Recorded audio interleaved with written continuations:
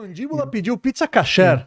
Tá lá, ó. Em homenagem. Estão esperando lá, olha lá. Então a cruz. Merece depois um aumento. Merece. Nós precisávamos de um símbolo para a nossa congregação, não é? Congregação dos Pais do Coração de Jesus, tem um coração no meio dessa cruz. Então, na Alemanha, nós estamos presentes em diversos países do mundo, então na Alemanha, fizeram um concurso lá com os jovens de um colégio que nós temos numa cidade lá. E aí um jovem, muito jovem, pegou uma cruz antiga da juventude antinazista. Olha que não dá para ler isso se eu não contasse essa história. E essa cruz, ela tinha as arestas aparadas, que significa que nós estamos no mundo para aparar as arestas, para reparar, para consertar, né?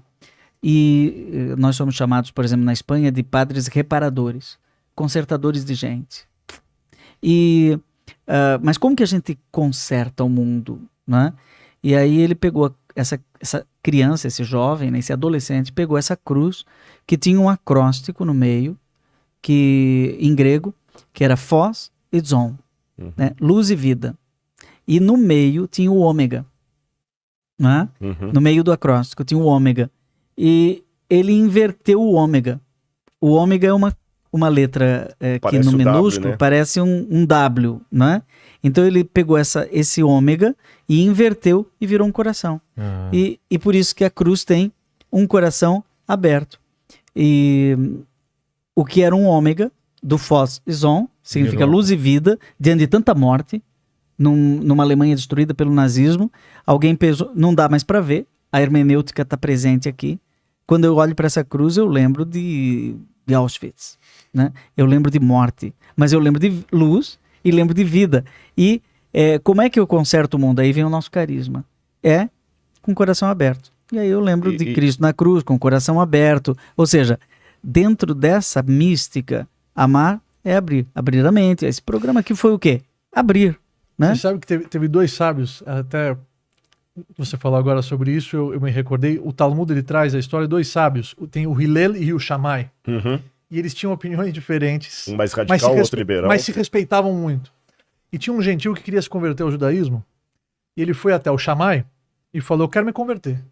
Mas eu quero que você me ensine todo o judaísmo, toda a Torá, o tempo que demora para eu fazer o 4 ficar de pé aqui em uma perna só. Quer dizer, o Shammai pegou, a bengala expulsou ele. Falou assim, vai embora. Ele tá caçoando da minha cara. E aí ele foi no Hillel. E aí o Hillel recebeu ele e ele falou a mesma coisa para ele: eu quero me converter ao judaísmo, só que ao mesmo tempo que demora para eu ficar de pé em um pé só, para eu me equilibrar. E o Hillel falou: não tem problema nenhum. Mandesanei alaich lechavreich alta avid. O que você não gosta que façam com você, não faça com o próximo. Amarás ao próximo como a ti mesmo. Esse é todo o judaísmo. O resto é explicação, vai estudar. E é interessante que um outro rabino, chamado Jesus, recebeu uma pergunta parecida. Porque perguntaram assim: qual o maior dos mandamentos? E ele falou: amar a Deus sobre todas as coisas e ao próximo como a ti mesmo. E Shammai e Hillel são contemporâneos. São dois sábios gigantes. E eles sempre discutiam, cada um tinha a sua opinião. Inclusive, era Lechem Shammai, a gente fala que a discussão deles era pura. Não tinha ódio. Não era uma discussão negativa, pelo contrário, era construtiva. Cada um tinha um prisma, cada um tinha uma visão. Então é um exemplo o diálogo, e as discussões foram registradas na Mishnah e no Talmud e na Gemara, na Torá oral que foi registrada e foi escrita pelo Rabino Yuda Anassi, justamente para ensinar que existem vários ângulos, existem vários prismas. Quer dizer, o mesmo texto ele pode ser interpretado de várias formas. E essa aqui é a doçura da Torá, porque ela é extraordinária. A mesma linha que você estuda quando você é criança, você faz bar mitzvah, completa 13 anos, você estuda ela de outra maneira. Aí você tá um jovem de 18 anos, você estuda o mesmo trecho de uma forma. Aí você é casado de outra forma, é pai de outra forma, é avô de outra forma. Quer dizer, a mesma Torá, a Forba, a Ética dos Pais escreve, a Forba de Kulaba, revira ela de cabeça para baixo, porque todas as respostas estão contidas dentro dela. Eu posso 30 segundos, eu prometo que eu vou vai pro Sati. Eu só queria fazer um comentário aqui que eu achei muito bonito isso.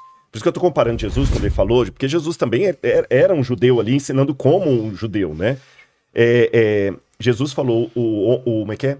Todo homem sábio é como um escriba, que do seu baú coisas novas e coisas velhas. Todo escriba versado no reino é como um pai que tira do baú coisas novas e coisas velhas. Quer dizer, você está sempre relendo e tirando coisas novas, né? Rememorando o que você viu e aprendendo que a palavra é vida. Agora, eu quero só dizer uma coisa para vocês. A gente falou aqui dos judeus sofrendo, falou do que... Eu falei que eu tive bons exemplos lá e maus exemplos. Na minha igreja tem pessoas que me amaram tremendamente, tem gente que acha que eu sou jesuíta disfarçado. No judaísmo tem gente que me amou tremendamente. Agora, uma coisa eu sei. Eu peço a Deus todos os dias que me dê amor em primeiro lugar a Ele, que eu não posso amar nada acima de Deus. É o único momento em que você vai perder, é se você se interpuser entre mim e Deus. Que eu não posso amar nada acima de Deus, nem a mulher, nem o filho, nem ninguém. Em segundo lugar, me dê amor pelo meu semelhante. E nesse amor por Deus, que Ele me dê a condição, porque tem uma coisa que unia todos nós. A Igreja Católica, no Catecismo, você sabe que está esperando, dependendo da leitura escatológica, uma ideia de um apóstata, um anticristo, que vai trazer perseguição. Nos manuscritos do Mar Morto, fala-se também, é lógico que os manuscritos do Mar Morto não representam todo o judaísmo, apenas uma facção do judaísmo, mas é uma facção judaica que posso representar. Fala de um sacerdote ímpio que iria fazer guerra ao Messias, está no livro, no livro dos filhos da guerra, dos filhos da luz contra os filhos das trevas. E é interessante que em hebraico a palavra para martírio, é santificar o nome de Hashem. Eu peço a Deus apenas que Ele me dê a convicção de amar de tal maneira a Ele, que ainda que eu tenha que ser perseguido por essa fé, eu não tenha medo de enfrentar a morte e não negocie a minha vida. Porque os judeus enfrentaram o holocausto, mas eles não desistiram de Deus. Eu tenho provas disso, que o judaísmo não se tornou ateu por causa do holocausto. Existem estudos sobre isso. Tem muito católico também que foi perseguido. Pelo contrário, tem muitos mestres que lá dentro... Que encontraram a fé. Não, escreveram obras magníficas. Sim. Teve um grande sábio, o Rebbe de Tzanz, ele perdeu a esposa e 10 filhos no holocausto. Ele sobreviveu e construiu um império nos Estados Unidos e um império de judaísmo e de Torá em Israel. E ele falou assim: Hashem, você pode me tirar tudo, a minha esposa, meus filhos, mas o meu amor por você não vai tirar nunca. Exatamente. Então são gigantes, queriam nos enterrar lá, mas esqueceram que éramos sementes. Então eu me emocionei muito quando eu parei na Alemanha, em escala para Israel, e no aeroporto na Alemanha, onde queriam nos destruir, eu rezei no aeroporto.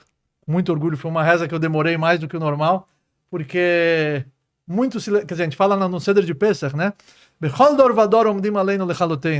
Todas as gerações se levantam contra o povo de Israel. Mas todos eles estão no museu. Yam Israel Chai Vekayam está aqui. Mas no Brasil, na Europa, nas Américas. Diante do sangue, do martírio, as ideologias se calam. Né? A ideologia ela funciona muito bem enquanto tem suor, enquanto tem lágrima, mas na hora do sangue, mártires de todas as religiões, eles acabam congregando na mesma fé, porque é uma fé essencial. O sangue é vida. É vida. E você sabe que nos momentos de maior dificuldade do povo de Israel que nasceram as grandes obras. O Talmud na Babilônia, no exílio da Babilônia. O Talmud Bavli na Babilônia. Os grandes comentaristas, os Rishonim, numa época de perseguição, na Europa, na Espanha, quer dizer, a dificuldade, ela constrói, ela te revela dons e poderes que você desconhecia. É a pandemia, não é? Também. A pandemia é power, né, para a humanidade. Mas dá uma oportunidade de reinventar muita coisa, né? É doloroso. A crise é difícil, né? É doloroso. Mas de repente você está numa situação, eu vivi uma situação agora. Eu sou presidente de uma mantenedora, não é? De repente, tudo foi ruindo, até que a gestora principal faleceu. Há 40 dias atrás, vi um dilúvio, não é? E eu estava sozinho, fazendo uma coisa que eu não sabia fazer. E aí, de repente, eu percebi que quando tudo afundou, foi a grande oportunidade de reinventar. E vou mais além, Joãozinho, só uma pergunta para nós refletirmos aqui. A pandemia ainda foi uma coisa que pegou todo mundo. Mas eu peço a Deus, com sinceridade, para vocês que estão me vendo aqui, quem tá aqui, eu não sou nenhum super-herói. Será que eu estou disposto a morrer pela minha fé, como eu estou disposto? Essa é a grande... Você tá entendendo? Porque hoje levantasse um Hitler me proibindo de falar de Jesus. Me proibindo de ser o que eu estou demonstrando ser. Que é fácil ser aqui no Vilela, tomando água, o pessoal perguntando. Tem um hater ou outro ali. Muitos judeus pularam na fogueira, na Inquisição, para não fazer idolatria. Exatamente. Será que eu estou disposto... É um nível, quer dizer... Mas posso levantar uma reflexão também? Por favor. Quer dizer, ele está falando assim, ok, é um mérito. Mas eu acho que viver, quer dizer, morrer para santificar o nome de Deus é muito nobre, é algo incrível. Mas viver uma vida... Também. É mais incrível ainda. Viver a sua vida santificando o nome dele constantemente é mais incrível e mais extraordinário ainda. Porque é com os desafios diários, com os testes, você não abrir mão, você levantar sua bandeira, fincar ela e até o final e dar sua vida em prol dos seus ideais. Essa que é a beleza da vida. Que vai ter a coragem de morrer. Exatamente.